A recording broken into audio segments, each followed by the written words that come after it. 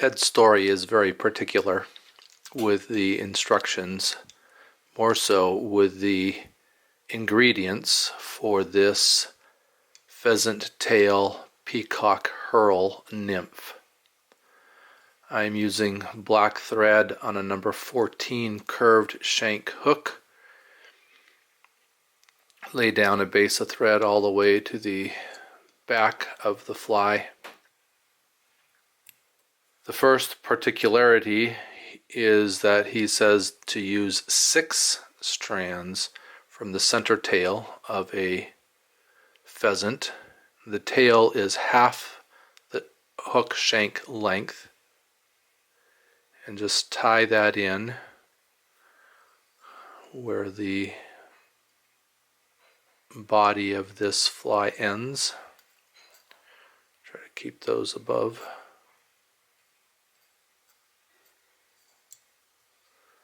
Couple wraps to tie those in. The rib is copper wire.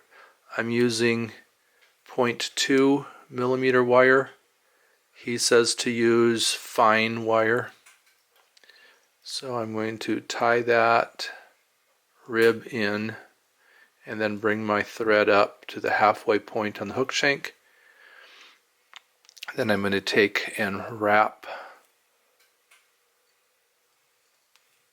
the fibers from the pheasant tail around the shank. And I think the reason he says 6 fibers is so that it takes less wraps to cover the back. And as always with these fibers, it's a trick to get them wrapped. Wind them around, push them through with my finger holding them onto the hook shank. And making sure that the fibers are going to be long enough to get up to where I have my thread. Got one that's kind of short there. See if I can go grab that one.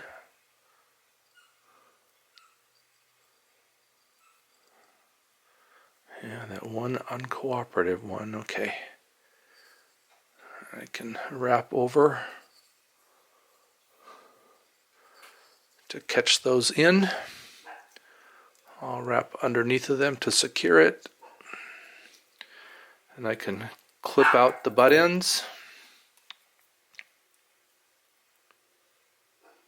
This is a 3x long hook, which I like for nymphs.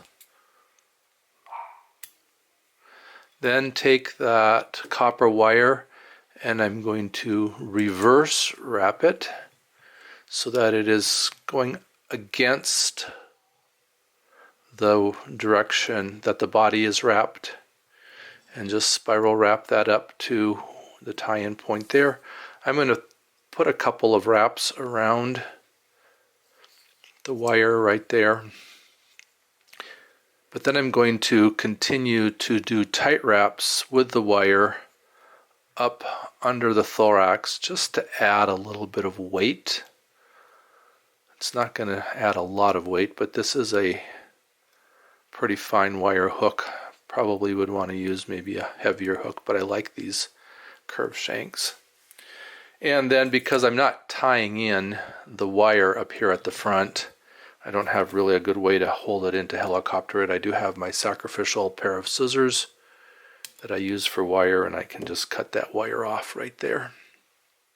For the wing casing, he says to use 10. I didn't count these, but what is going to happen here is that the tips of these fibers are going to be the legs on this nymph. So I want legs that are going to be about the distance from the hook eye to the hook point, maybe a little bit less on this particular hook. So I'm going to kind of measure that I want that length plus the wing casing. So I want that much of these fibers behind the halfway point, pointing back towards the bend of the hook. So maybe if I measure 1, 2. That should be good. But the number of fibers here is to create a substantial wing casing. And I think, let me fold those forward and see if that's going to be good. Yeah, that'll be fine. So just wrap around those enough to hold it. Bring my thread up a little ways here where I'm going to tie in the Peacock Herl. And I can clip out the butt ends. Peacock Herl is used for the thorax, and I have 4 strands of Peacock Herl, and this is another something that Ed Story is particular about. He says to lay the herl 2 going one way and 2 going the other way, so the fibers on the herl point out towards the point of the hook, or the point of the herl fiber. So if you lay them so that 2 of them have those fibers pointing towards your tie-in point and 2 of them pointing away, he says you get a fuller body, or a fuller thorax that way. So tie those in. Bring my thread back to that halfway point on the thorax. I'm going to take these fibers now and fold them around the back side of the hook shank, because that's the direction that I'm going to wrap them. And then I'm going to wrap them around my thread. This is another way to kind of create a herl rope. This one without actually doing a dubbing loop, so that I can take those together, the thread and those herls, and wrap them around the hook shank, making sure I leave room for tying in and the head up here by the eye. I'll do 3 wraps around the top. Pull that herl back, wrap underneath of it, and then I can clip out the extra herl. Now take the pheasant tail fibers and fold them forward up over the eye of the hook and catch those in, or tie those in, a few wraps there. Now take all of these and push them back, and then I'm going to try to pull them down, and I really only need 3 or 4 fibers on each side for the legs. So if some of them end up not pulling down, then I can just trim those out afterwards. Try to push those down. And then just wrap a small head over the top of that. Go ahead and whip finish that.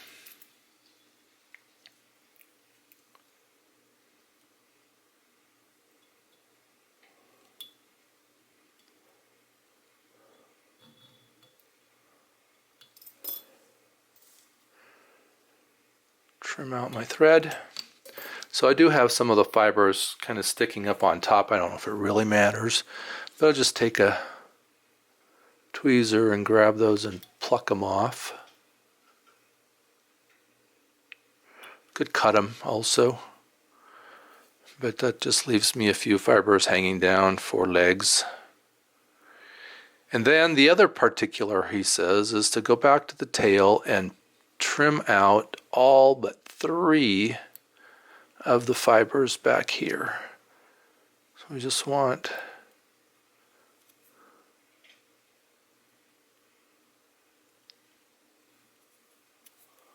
see if I can grab that and snap those out.